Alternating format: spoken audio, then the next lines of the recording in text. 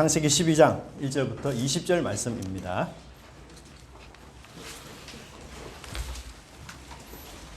창세기 12장 10절부터 20절 말씀. 우리 한 절씩 교독하겠습니다. 그 땅에 기근이 들었으므로 아브라함이 애굽에 거류하려고 그리로 내려갔으니 이는 그 땅에 기근이 심하였음이라.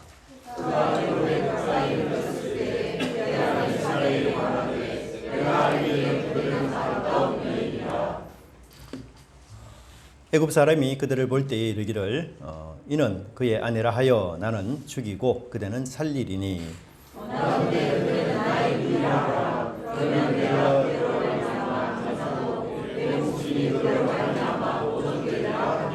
아브라함이 애굽에 이르렀을 때에 애굽 사람들이 그 여인이 심히 아름다움을 보았고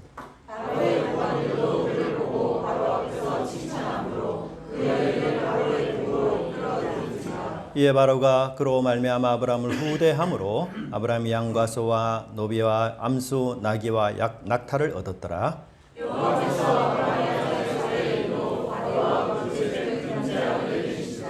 바로가 아브라함을 불러서 이르되 네가 어찌하여 나에게 이렇게 행하였느냐? 네가 어찌하여 그를 네 아내라고 내게 말하지 아니하였느냐?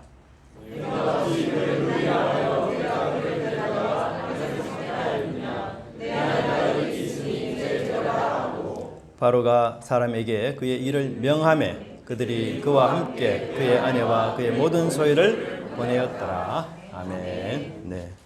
우리 옆에 있는 분하고 인사했으면 좋겠습니다. 반갑습니다. 네. 잘 오셨습니다. 네. 네. 반갑습니다. 네. 우리는 지난번에 아브라함이 하나님의 말씀을 따라 엄청난 결심을 한 그런 것을 배웠습니다. 그 늦은 나이에 본토와 친척 아비집을 떠나는 즉 혈맥과 인맥과 지맥을 떠나는 것 정말 쉽지 않는 일인데도 아브라함은 아버지 데라와 달리 그렇게 순종하며 주저하지 않고 하나님 명령으로 나아갔던 것을 보게 됩니다. 하나님께서 아브라함에게 놀라운 비전, 놀라운 꿈, 그 늦은 나이지만 하나님께서 그에게 꿈과 비전을 주셨기 때문에 아브라함은 그 꿈과 비전을 가지고 갔던 것이죠. 생명이 없는 자에게 하나님 생명 주겠다 약속하셨고 땅이 없는 아브라함에게 땅과 민족이 주겠다고 그리고 무명한 아브라함이 유명하고 존귀한 존재로 하나님 만들어주겠다고 약속하셨기 때문이죠. 사실 현실적으로 따져보면 이 하나님의 약속은 정말 어마무시합니다. 여러분 어떤 사람도 쉽게 할 수 없는 약속 아닙니까? 그래서 사실 저와 여러분은 이런 약속을 들었을 때 가장 먼저 의심부터 하는 것이 정상적인 반응이 아닐까 그런 생각이 듭니다. 야, 그게 정말 사실일까? 그게 진짜 될까? 그런 생각할 수 있겠죠. 만일 제가 우리 은혜가 넘치는 교회 성도님들 한 가정마다 5천만 원씩 선물을 주겠다. 그러면 여러분들 그 말 믿을 사람 아무도 없겠죠. 목사님 거짓말 하지 마세요. 저는 능력이 없어서 못합니다. 근데 하나님 아니거든요. 그래서 진짜 하나님께서는 복을 받고 복된 사람이 되고 또 복을 나누어 주는 어떤 의미에서 복의 전달자요 통로자요 진짜 복의 CEO가 되는 그런 사람으로 하나님 만들어 주셨는데 정말 그 약속이 아브라함에게만 아니라 하나님 우리에게도 약속하지 않았습니까? 그렇죠? 우리에게도 이 약속이 성취되리라 그렇게 믿는데 그러면 이 약속이 도대체 어떻게 현실적으로 이루어졌는가? 그게 사실 궁금하잖아요.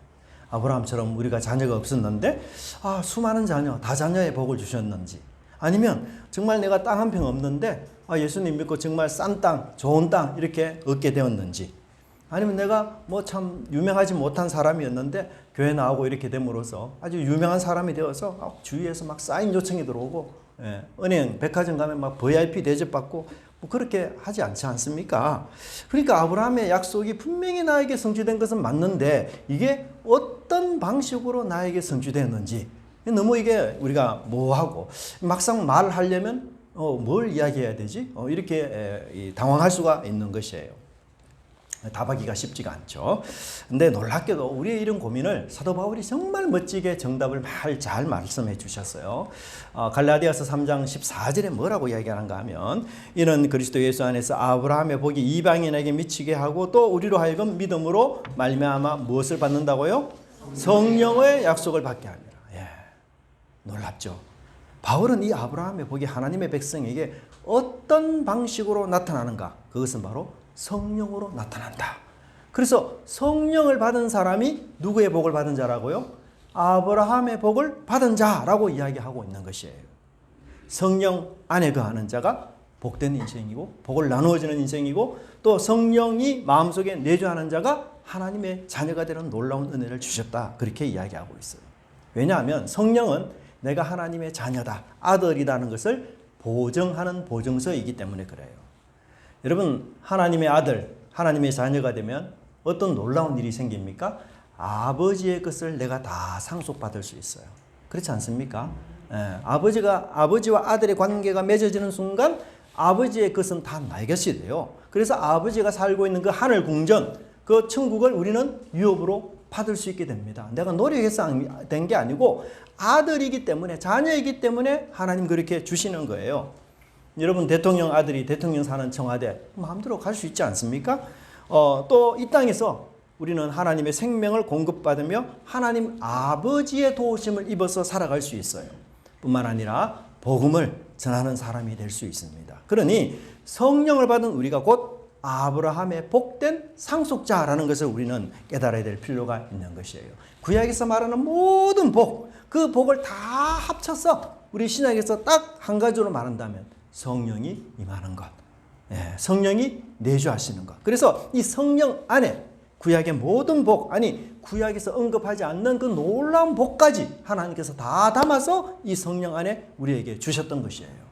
그래서 바울이 이 놀라운 진리를 깨닫고 갈라디아서 3장 14절에서 뭐라고 이야기합니까? 야, 이 아브라함의 복이 결국 우리에게 성령으로 다가왔구나. 그래서 내가 성령 안에 사는 것이 곧 아브라함의 복을 받은 그런 은혜구나. 그것을 깨닫게 된 것이에요. 근데 우리는 사실 바울처럼 그렇게 생각하지 못하는 게 우리의 약점입니다. 우리가 믿는 하나님과 바울이 믿는 하나님이 다르지 않거든요.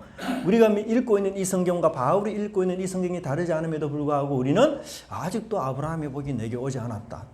땅을 받아야 되고 후손을 받아야 되고 그런 생각을 한다면은 우리는 이 바울의 말씀에 순종하여 귀 기울여서 성령이 내게 오신 이것이 바로 하나님이 아브라함에게 약속하신 복의 총체, 핵심, 그것이 바로 나에게 이르렀구나. 그렇게 우리가 믿고 고백하는 것이 굉장히 중요하고 그것을 깨닫는 지식이 진짜 중요한 것이에요.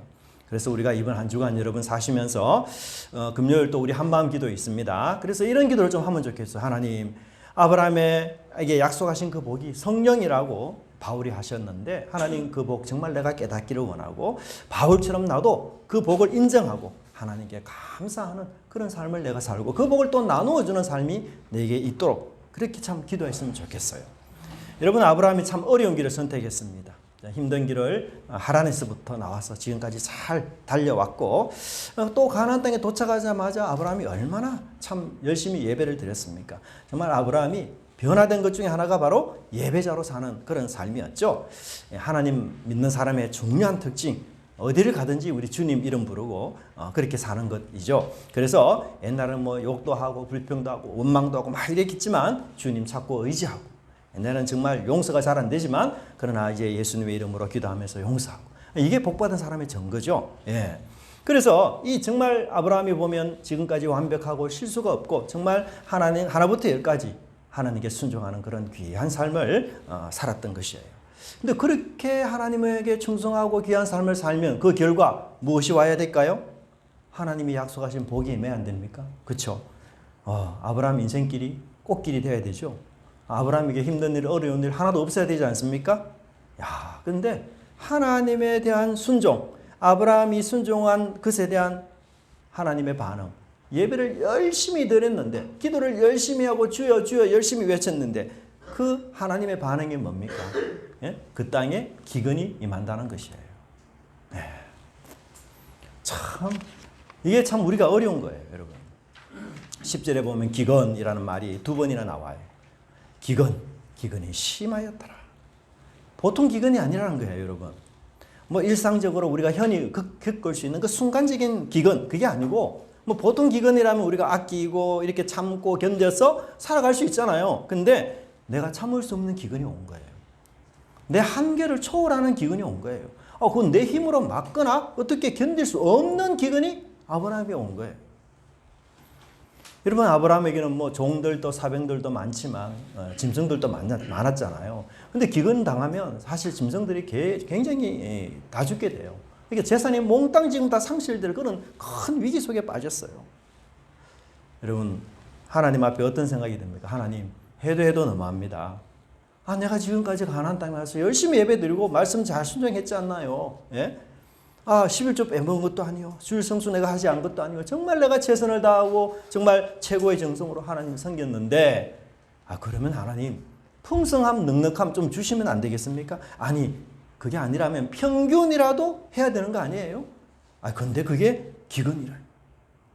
그것도 내 힘으로 견딜 수 없는 기근이라니. 정말 저 하나님 죽을 것 같습니다. 저 숨 쉬는 게 너무 힘들어요, 하나님. 사실 여러분, 우리가 이런 것은 우리 신앙생활의 미스터리 중 하나입니다. 고난의 문제를 참 우리가 어떻게 해결할지 답이 없어요, 사실은. 제가 목사로서 신앙생활을 하면서 뭐 주변에 많은 성도님들 만났지 않습니까? 근데 우리 성도님들이 겪는 그 어려움들 저도 이해 못하는 게 너무 많아요. 뭐 하나님을 잘 섬기는 그런 귀한 분인데도 불구하고 말로 표현하기 어려운 그런 질병에 걸려서 정말 고통, 오랫동안 힘들어하시는 분들도 계시고 정말 교회를 잘 섬기는 그런 권사님이신데도 평생 아픈 손가락인 자녀 때문에 소가리를 하고 정말 참 견디기 어려운 정말 우리 인내와 한계를 초월하는 그런 기근, 어려움을 겪는 경우가 정말 우리 인생 속에 왕왕 있습니다. 하나님이 우리에게 복을 주겠다 약속했는데 뭐 복은커녕 정말 화를 받고 있는 그런 형편인 것 같아요. 기근을 당하고 있어요. 마음이 너무 아프고 정말 괴로우고 슬픕니다. 우리가 많은 것을 알지 못하지만 그럼에도 한 가지 깨닫는 진리가 있다면 약속한 땅에 기근이 올 수 있다는 사실이에요. 하나님을 내가 잘 섬기고 하나님을 내가 잘 모시고 그렇게 열심히 기도하며 신앙생활 착실하게 하더라도 나도 모르는 어려움 우리가 당할 수 있고 특별히 내 한계를 넘어서는 기근 그런 고난을 우리가 당할 수 있다는 것 그것을 항상 우리가 전제해야 되는 것이에요. 물론 이런 고난을 하나님이 우리에게 주는 이유로 우리는 일일이 다 할 수는 없어요. 하지만 오늘 본문에서 분명히 나타난 것은 뭐냐? 확실한 것은 뭐냐? 바로 믿음을 단련하기 위한 하나님의 훈련이라는 것을 분명히 알 수가 있습니다. 여러분 강한 사람 되고 싶죠? 잘하는 사람 되고 싶을 거예요. 승리하는 사람, 이기는 사람 되고 싶죠? 근데 여러분 우리가 이기고 승리하려면 어떻게 해야 됩니까? 훈련을 해야 돼요. 훈련받지 않는 병사, 훈련이 없는 사람, 제대로 유능하거나 훌륭한 병사, 승리하는 병사 절대로 될 수 없습니다. 훈련 없이 나는 유능하고 싶다. 훈련 없이 나는 훌륭한 병사가 되고 싶다. 그건 마술이에요. 마술. 속이는 겁니다. 그거는 쇼고 가짜예요. 이런 것들의 전문가가 누굽니까? 우상입니다.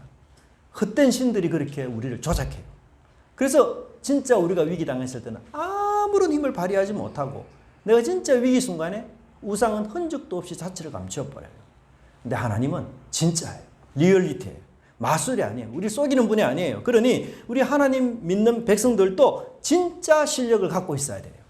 위기 속에서 기근 속에서도 발휘될 수 있는 그 믿음의 힘, 진짜 믿음의 힘, 그것을 우리가 갖고 있어야 돼요. 여러분 가짜들이 갖고 있는 것과는 질이 다른 진짜를 우리는 갖고 있어야 되고 하나님은 진짜 하나님이기 때문에 진짜 실력 있는 백성들이 되기를 원하시는 것을 우리가 알 수가 있습니다.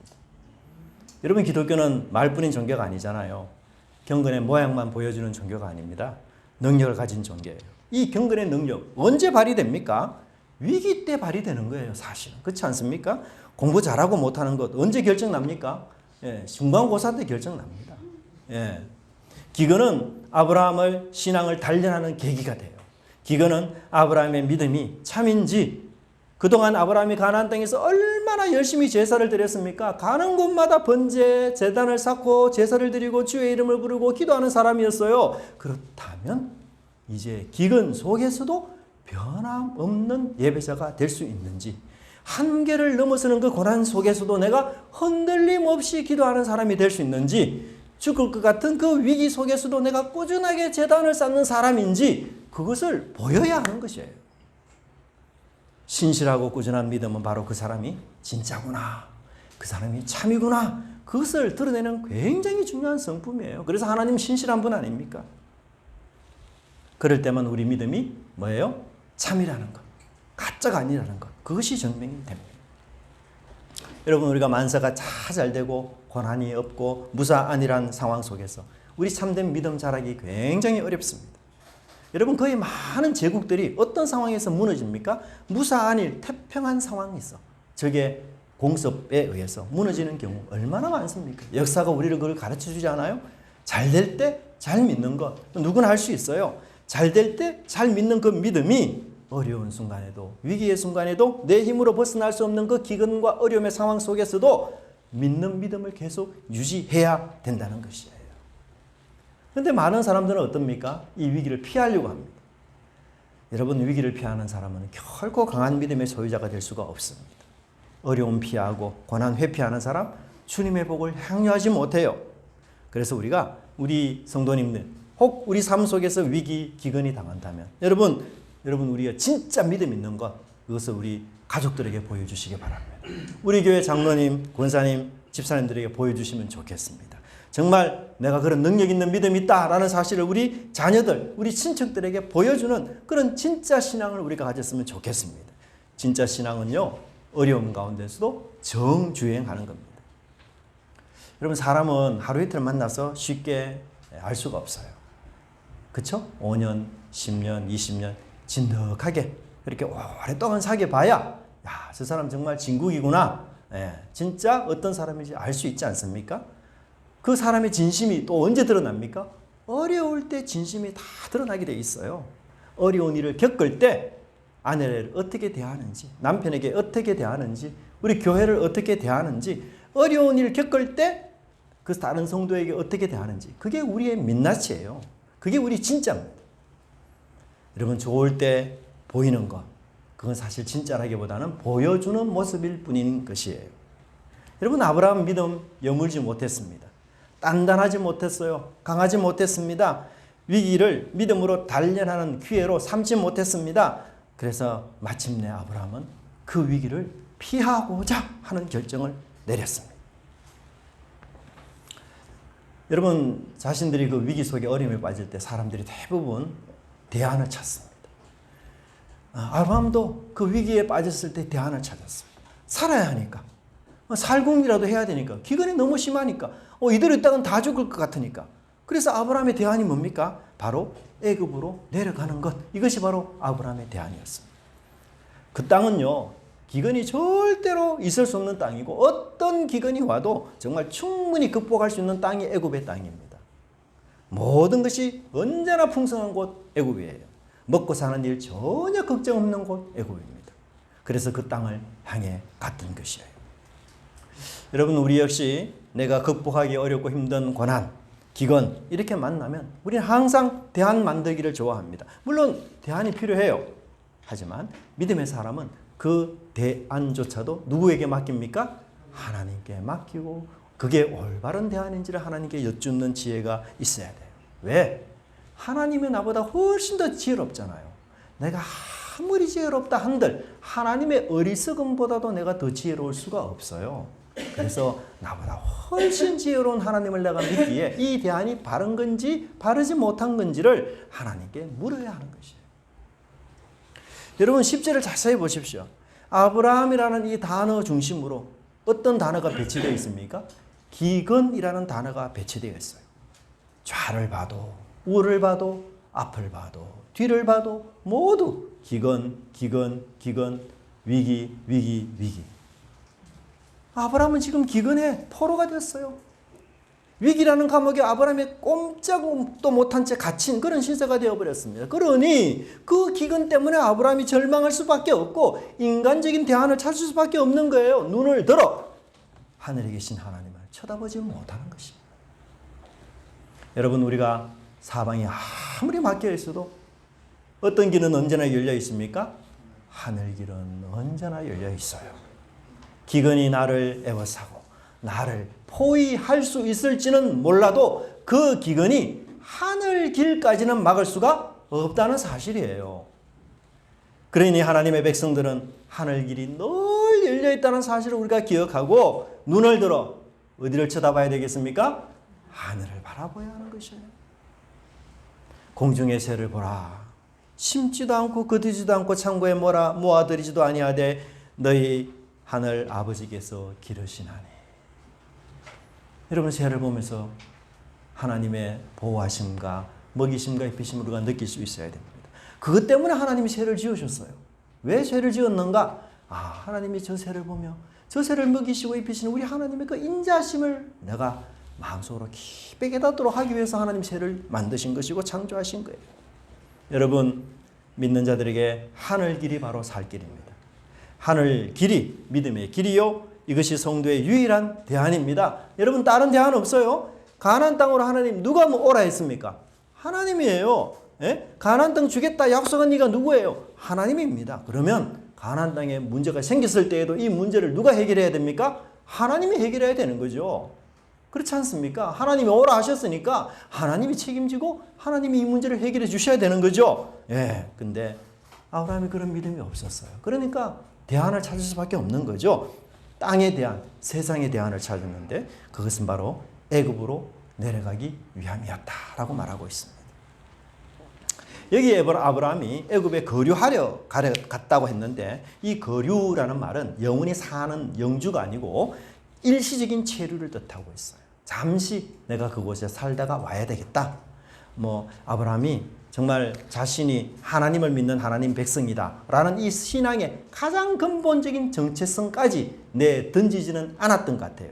그래서 애굽에서 잠시 기근을 좀 면하고 하나님이 약속하신 이 가나안 땅으로 나는 다시 돌아와야지, 그런 마음으로 내려갔어요. 참 감사하고 다양한 일입니다. 정말 아브라함 마음속에 이 겨자씨 같은 작은 믿음, 하나님이 그 믿음을 보시고 다시 하나님 아브라함에게 찾아오셔서 은혜를 베풀어 주신 것이에요. 여러분, 우리가 인생이 힘들고 어렵고 정말 교회를 떠나고 내가 세상을 나가고 그렇더라도 여러분, 우리 꼭 한 가지 잊지 말았으면 좋겠어요. 그게 뭡니까? 나는 하나님의 백성이야. 나는 하나님의 자녀야. 내 아버지는 하나님이야. 이게 여러분 믿음의 불씨예요. 믿음의 불씨. 여러분, 불이 다 꺼져가는 그 장닭더미 속에서도요, 그 속에 불씨가 하나 남아있으면 어떻게 해요? 불이 다시 붙습니다. 그래서 이 불이 아직 꺼진 게 아니잖아요. 담배꽁초 불씨 하나 때문에 온 산의 나무를 다 태우는 그런 일들 우리 보지 않습니까? 불씨라는 게 그만큼 무서워요. 여러분, 우리 약한 사람입니다. 믿음 강하지 못해요. 넘어지기 잘하고 신실하지 못합니다. 그런데 우리만 그런 게 아니었고 아브라함도 그래 했어요. 그런데 문제는 뭐냐? 그 아브라함에게 겨자씨만큼 작은 믿음 하나. 나는 하나님의 백성이야. 내가 돌아갈 고향은 가나안 땅이야. 그 믿음은 절대로 놓치지 않았어요. 그 믿음 하나 때문에 하나님께서 그 불씨를 살려서 하나님이 아브라함을 어떤 사람으로 만드셨습니까? 믿음의 조상이 되도록 하나님이 그렇게 만드신 것이에요. 나는 하나님의 자녀라는 사실, 그것을 꽉 쥐고 가는 사람, 그런 사람 하나님 믿음의 위대한 사람으로 만들어 가십니다. 멋지고 신실한 하나님의 백성으로 새롭게 창조하십니다. 여러분, 저와 여러분에게 그런 은혜가 있기를 간절히 바랍니다. 두 번째는 이 세상의 대안에는 대가가 따릅니다. 여러분, 인간에 대한, 세상에 대한, 이 땅에 대안에는 반드시 대가가 따르기 마련이에요. 그게 물질이든 시간이든 거짓말이든 항상 그 대가가 따릅니다. 이게 하나님과 세상의 차이점이에요. 하나님은 우리에게 대가 없이 주셔요. 왜? 자녀이기 때문이죠. 예. 여러분, 자녀에게 뭔가 줄 때 대가를 따지는 부모, 잘못된 부모잖아요. 예? 부모와 자녀가 여러분 세상 관계처럼 대가를 요구하는 관계인지 아닌지 시험하는 한 가지 방법을 제가 알려드릴게요. 사실 굉장히 비싼 그 방법인데, 예, 제가 고액의 과외를 통해서 배운 건데 가르쳐 드릴까요? 네. 여러분, 자녀들이요, 아주 편안한 상황에서, 예를 들면 쉬면서 TV를 보거나 아니면 집에서 열심히 막 게임하고 쉬고 있을 때 그 부모가 자녀에게 이렇게 말해 보십시오. 얘야, 나는 너를 사랑해. 근데 그 자녀가 엄마 왜? 이렇게 물으면 부모와 자녀 관계는 상거래 관계예요. 상업 관계예요. 왜? 내가 열심히 게임하고 있는데 나를 칭찬하고 사랑해? 이건 이상해. 평소 엄마답지 않아. 항상 뭔가 잘해야 엄마가 나를 사랑한다 했는데 내 게임하고 놀고 있는데 나를 사랑한다고? 이 엄마가 정신이 좀 이상한 것 같아. 그래서 이상한 거죠. 왜? 사랑할 수 있는 상황이 아닌데 나를 사랑한다 하니까 이상한 거예요. 그건 뭐예요? 평소에 엄마와 자녀의 관계가 계속 거래 관계였다는 거죠. 잘하면 사랑하고 잘못하면 사랑 안 하는 관계였어요. 근데 여러분, 이 자녀가 엄마의 그 얘기를 듣고 엄마 그래 나도 엄마 사랑해? 이러면 정말 멋진 관계예요. 아주 이상적인 관계예요. 여러분, 우리 어린 자녀가 있으면 내일부터 한번 시험해 보십시오. 여러분. 그러면 우리 관계가 거래 관계였는지 정말 자녀 관계였는지 다 드러납니다. 여러분, 세상은 대가를 요구해요. 세상은 우리를 종으로 부립니다. 세상은 죄인을 호구로 생각해요. 아브라함도 알고 있었어요. 내가 이 대안을 선택했을 때 따르는 대가가 뭔지. 그게 뭐였습니까? 자기 아내 사라를 누이로 속이는 거짓말이었습니다. 아브라함 자신의 목숨을 건지기 위해서 아주 어여쁜 아내 사라를 남들에게 누이라 이렇게 속이자 제안했어요. 여러분, 이 아브라함의 제안 속에는 뭐예요? 사라가 다른 사람에게 시집가도 된다. 이런 마음이 그 속에 있었던 것을 볼 수 있어요. 그리고 야, 당신도 살고 나도 사는 길은 이 길밖에 없어. 이 거짓말하는 길밖에는 우리가 살 길이 없어. 그렇게 이야기를 했어요. 근데 여러분, 사라의 나이가 지금 얼마나 되었습니까? 아브라함과 나이가 정확하게 10년이 차이 나거든요. 그러니까 아브라함이 75세면 사라는 65세. 와, 65세의 할머니. 그런데 얼마나 예쁩니까? 남편을 죽이고 빼앗아갈 만큼 너무너무 이쁜 할머니예요. 미스 코리아. 아브라함의 눈에도 진짜 사라가 이뻤던 것 같아요. 그래서 어떻게 표현합니까? 아리따운 당신을 보고. 그렇게 표현해요. 65세나 되었는데. 오늘 그 65세 이상 되신 분들 집에 가서 남편에게 한번 물어보십시오. 여보, 내가 이뻐? 한번 물어보세요. 네. 이쁘다. 그렇게 말하면 아브라함과 같은 시험이 될 가능성이 아주 많습니다. 예. 그죠. 그래서 오히려 고민할 정도로 이쁘면 안 좋을 수도 있어요. 네. 유혹을 당할 수도 있습니다. 근데 여러분, 애굽 사람들은 아브라함보다 더해요. 여러분, 14절에 보면 심히 아리따움을 보았고, 이야, 아브라함은 아리따다 이렇게 했는데 애굽 사람들은 심히 아름답다. 15절에 보면 바로의 고관들도 바로 앞에서 이 사라의 미모를 칭찬했어요. 이야, 이 눈이 좀 이상하나 이 사람들이. 미모가 정말 얼마나 대단한지. 이 아브라함의 눈에는 미스 코리아로 보였다면 이 애굽 사람들의 눈에는 미스 월드로 보였던 거죠. 야, 이 세상에나 그렇게 눈부신 미모를 가진 분 못 봤다. 완전 방부제 피부요, 꿀 피부다. 막 이렇게 칭찬이 자자했던 거예요. 여러분, 우리 교회에서 물론 사라와의 미모에 경쟁이 되는 분이 딱 10분 계시는데 신상은 말하지 않겠습니다. 네. 근데 여러분, 아르헨티나에서 놀라운 일이 생겼어요. 이 미스 아르헨티나 미인 대회에서 이분이 우승을 했습니다. 우승. 근데 나이가 얼마인 줄 아세요? 60세, 60세. 2024년 4월 25일, 지난달입니다. AP통신 외신 따르면 아르헨티나의 수도 부에노아이레스에서 열린 미스 유니버스 부에노아이레스 선발대회에서 알레한드라 로드리게스라는 이 여인이 60세예요. 1등을 차지했어요. 이분도 결혼은 안 했어요. 변호사와 기자로 활동하고 있는데, 사실 이 주최 측에서 1958년부터 2023년까지 연령 제한을, 미스 코리아에 나오는 사람의 연령 제한을 18세부터 28세까지만 항상 이렇게 못 박아 두었는데 24년 올해에 처음 그 연령 제한을 풀었는데 어떻게 60세 되신 분이 미스 부에노아이레스에 됐어요. 이야, 정말 참 놀라운 일이죠, 여러분. 정말 심사위원이 눈이 삐지는 않았겠죠. 물론 당시 사라도 아기가 없는 상태이긴 했어요. 그런데도 우리가 사라가 아름답다라고 표현한 것들은 현대적 관점에서 이 미를 표현한 것이 아니라 고대 관점에서 미를 표현한 것이에요. 사실 여러분, 미라는 기준이 사람마다, 민족마다 많은 차별이 있습니다. 그죠? 어떤 나라 같은 경우는 목이 긴 여자분이 미인이다. 이렇게 해서 여러분 보셨는지 모르지만 목에 이렇게 고랑이를 많이 차서 이 목을 의도적으로 길게 늘리는 전 그게 참 고통스러운 건데도요. 예, 그런 일을 하죠. 그죠? 목이 긴.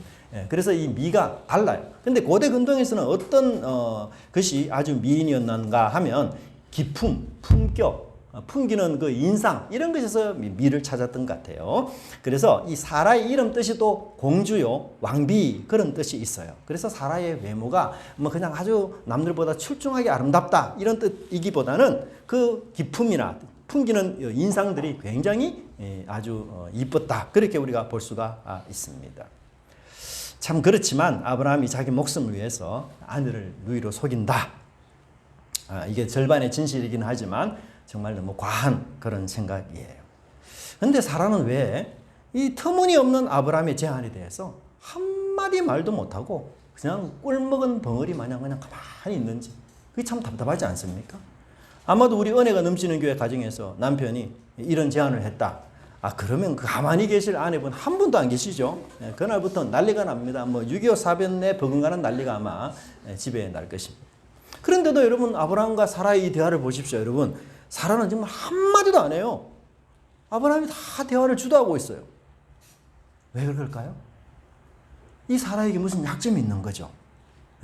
약점이 있으니까 아무 말을 못해요. 그렇잖아. 우리가 대화하다 보면 상대편에 약점이 있으면 말을 못해요. 그 약점 때문에 내가 끌려가요. 이 대화의 주도에서. 근데 사라가 가진 약점이 뭐예요? 불임이었어요. 불임.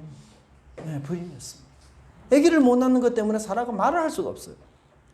여러분 고대 근동에서는 결혼할 때 신랑의 부모가 신부에게 지참금을 지불하는 그런 예가 있죠. 사실 우리 동남아에서도 신부 지참금이 계속해서 이렇게 되는 부분이 많은데요. 라오스 같은 경우는 신부 지참금으로 약 한 5천만 원 정도 줘야 된다고. 그리고 뭐 이 중국 같은 경우도 이 신부 지참금 때문에 굉장히 어려움을 많이 당한다. 그렇게 이야기를 해요. 그래서 뭐 유튜브 제가 기사를 보니까 어제만 하더라도 어제 기사 속에서도 뭐 결혼 지참금 때문에 약혼이 파혼이 되고 뭐 말도 아니고 그렇게 힘들다고 합니다. 그래서 이 결혼식장에 도착하기 전에 지참금 줘야 되고 차에서 나오기 전에 또 지참금 줘야 되고 그 지참금을 안 주면 차에서 안 나오고 가만히 있는 거예요. 그 예식이 1시간이 2시간 지나도 안 가. 그래서 지참금 입금하면 그 이제 차에서 나와서 결혼식장에 가고 막 그런 정도로 해요. 중국이. 그래서 막 이 난리가 나는 그런 일들이 생기는데 근데 여러분 고대 근동에서는 지참금을 어떻게 주었는가 하면 2번 지급했어요. 어떻게 지급했는가 하면 첫 번째 결혼할 때 지참금을 한번 지급하고 두 번째 아기를 낳았을 때 다시 한번 지참금을 지급해요. 그러니까 지금 사라는 아기가 없는 상태잖아요. 그러니까 어떤 의미에서 절반의 부부예요. 완전한 부부가 아닌 거예요. 결국 이 사라는 자기 후손을 위해서는 어떻게 해요? 여종을 주어서 아들을 낳게 하거나 아니면 양자를 데려오는 그런 수밖에 없는 거예요. 그러니까 아기가 없는 이 사라의 입장에서는 뭐 말이라도 한마디 대꾸할 수 없는 그 치명적인 약점이 있는 그런 상황이었기 때문에 아브라함이 말하고자 하는 대로 다 끌려가는 대화의 주도권이 다 아브라함에게 있는 그런 상황이 되어버렸던 것이에요. 그리고 여러분 아브라함이 어떤 약속을 받았습니까? 네 후손이 이 가나안 땅을 차지해서 거대한 민족을 이루겠다. 이 약속을 받았잖아요. 그럼 그 약속이 제일 중요한 사람이 아브라함이요? 후손이잖아요. 근데 아브라함은 후손을 지금 누구로 생각하고 있습니까? 롯으로 생각하고 있는 거예요. 그러니까 사라는 등 외 사람이에요. 사라는 갈로 밖의 사람이에요. 내가 있고 아브라함이 있고 롯이 있으면 이 아브라함과 롯을 통해서 롯의 후손을 통해서 후손의 후손을 이어갈 수 있기 때문에 사라는 갈로 밖의 사람이에요. 등 외 사람입니다. 그러니 그 하나님의 약속을 위해서 가장 필요한 존재 아브라함과 롯 그리고는 그래서 이 사라를 희생시키는 대신에 자신과 롯을 보호하며 가나안 땅으로 되돌아가려 했던 그런 것이었습니다. 그럼에도 불구하고 사라에게 한 아브라함의 제안은 하나님 앞에서 정말 저주받을 만큼 적절하지 못한 것이었어요. 하나님께 대한 자신의 불신을 절반의 거짓말을 통해 아브라함은 교묘히 포장을 했습니다. 사라를 누이라 이렇게 말함으로 자신의 생명과 가업을 지킬 수 있을런지는 모르지만 그러나 사라가 없으면 하나님의 약속도 가나안 땅도 후손도 모두 사라집니다. 물거품이에요. 여러분 아무리 많은 수가 있더라도 그 수에 곱하기 0을 하면 제로가 되잖아요. 사라가 없이는 절대로 하나님의 약속이 이루어질 수 없어요. 사라가 하나님의 약속의 핵심이요 심장부예요. 아브라함이 그걸 몰랐던 겁니다. 여러분 세상 길을 따르면 절반의 진실을 진실처럼 그렇게 위장합니다. 절반의 진실에 속지 마시기 바랍니다. 그건 진실이 아니에요. 신앙인이 이 절반의 진실 때문에 많은 타협을 하게 됩니다. 그리고는 그 절반의 진실이 밝혀졌을 때 많은 대가를 지불하게 됩니다. 미국에 유학 가거나 공부하는 사람들에게 여러분 가장 절실한 게 영주권이에요. 근데 영주권을 받으면 정말 많은 혜택을 받으며 살 수 있거든요. 그런데 교회에서 이 복권과 같은 영주권을 미국 교회에서 만들어주겠다. 우리 한인교회에서. 그렇게 이야기해요. 조건이 안 되는 사람인데도 영주권을 만들어준다고 합니다. 그래야만 그 사람이 계속 우리 교회에 나올 수 있기 때문에. 그래서 절반의 거짓이 들어가는 거예요. 여러분 사실 우리는 완전한 거짓 잘하지 않잖아요. 그런데 절반의 거짓에 대해서 우리는 쉽게 허용하고 용납하는 습관이 있습니다. 절반의 거짓으로 쉽게 가는 길을 선택하면 안 돼요. 그거 하나님 기뻐하는 일 아닙니다. 오늘 오직 하나님이 인도해 주실 것을 믿고 정주행하는 것. 그것이 우리 그리스도인들이 가진 경건의 힘인 것입니다. 또 세상의 대안을 따르면 수치도 부도덕도 안정이 없어요. 나만 잘 살면 된다. 그게 아브라함의 생각이었어요. 아내를 루이라 한들, 그녀가 바로의 첩으로 들어간들, 괜찮다. 도덕이 다 무너졌어. 오히려 아이 낳지 못한 이 사라가 불임의 아내가 재혼해서 바로의 아내가 되는 것, 첩이 되는 것, 다시 없는 복이 아닌가? 이런 망령된 생각을 했던 게 아브라함이었습니다. 정말 정신 나간 그런 말인 거죠. 이처럼 땅의 대안을 따르게 되면 마치 우리가 중풍병에 걸린 것처럼 경건과 믿음의 마비가 옵니다. 그리고 그 후에는 이 세상의 대안이 내 마음에 들어와서 왕성하게 활개치는 것, 활약하는 것을 느끼게 되는 거예요. 여러분 우리가 이런 삶을 살지 않으려면 어떻게 해야 될까요? 가나안과 애굽에서 아브라함의 삶의 가장 큰 대조는 뭐냐? 제단을 쌓느냐 쌓지 않느냐에 있었어요. 여러분 아브라함은 애굽에서 제단을 쌓았다라는 말이 하나도 나오지 않습니다. 제단에서 멀어질수록 애굽에 가까워질 수밖에 없습니다. 거듭난 삶에서 멀어지면 옛사람과 가까워질 수밖에 없습니다. 그래서 하나님 중심에서 자기 중심으로 옮겨지고 결국은 불신과 그 절반의 거짓으로 돌이킬 수 없는 낭떠러지로 떨어질 수가 있는 것입니다. 여러분 세상을 따르는 대가는 뭐죠? 끔찍한 죽음입니다. 애굽에서 아브라함이 양식을 통해 육신적인 기근은 면할 수 있을지 몰라도 사실 아브라함의 아내 사라와의 관계는 완전히 끝장난 것 같아요. 살려고 간 애굽이지만 사실은 사라에게 아브라함은 이제 죽은 존재였던 것이에요. 사라가 어떻게 그 아브라함을 이제 의지할 수 있겠습니까? 정말 회복이 너무 어려운 상처를 사실 사라에게 준 거 아니겠어요? 위기 속에서도 우리가 주님 안에 머무는 은혜가 있기를 간절히 바랍니다. 위기 속에서 세상 대안은 우리에게 더 큰 궁지로 몰아넣는 것임을 깨닫기를 바랍니다. 우리는 위기 앞에서 그것을 내가 믿음으로 극복할지 아니면 그 위기를 피해서 절반의 거짓과 불신으로 세상 대안을 따를지 그것은 오늘 저와 여러분이 선택할 몫입니다. 그 선택이 기로해서 믿음을 위기로 극복하는 저와 여러분의 삶이 되기를 간절히 바랍니다. 기도하겠습니다. 하나님 아버지 감사합니다. 오늘 아브라함의 일들을 또 역사들을 저희들이 살펴보면서 우리의 믿음이 정말 하나님 앞에서 정주행하고 어려운 때나 기근 때나 또 편안할 때나 변함없는 흔들림이 없는 요동하지 않는 믿음으로 우리 주님을 기쁘게 하는 저희들 되게 하여 주시옵소서. 하나님 정말 주님을 잘 믿고 잘 따르고 잘 순종함에도 불구하고 예상할 수 없는 여러 많은 어려움들이 우리 인생 속에 있다 할지라도 우리를 끝까지 지켜보시고 우리를 끝까지 붙잡아 주시는 그 하나님의 손에서 저희들을 떠나지 않게 하시고 저희들이 의심과 불평과 원망보다는 하나님께서 이 고난과 이 위기 속에서 나를 훈련시키고자 하는 은혜가 있음을 깨닫고 주님 믿음으로 위기를 극복해 나가는 저희 모든 성도들 다 될 수 있도록 인도하여 주시옵소서. 하나님 그리하여 우리 하나님 마지막에 주님의 영광을 드러내며 또 주께서 크게 쓰시는 그런 귀한 은혜가 있는 우리 교회되게 주님 우리 성도들을 붙잡아 주시고 만져 주시옵소서. 감사드리고 예수님 이름으로 기도드리옵나이다. 아멘. 우리 찬송가 570절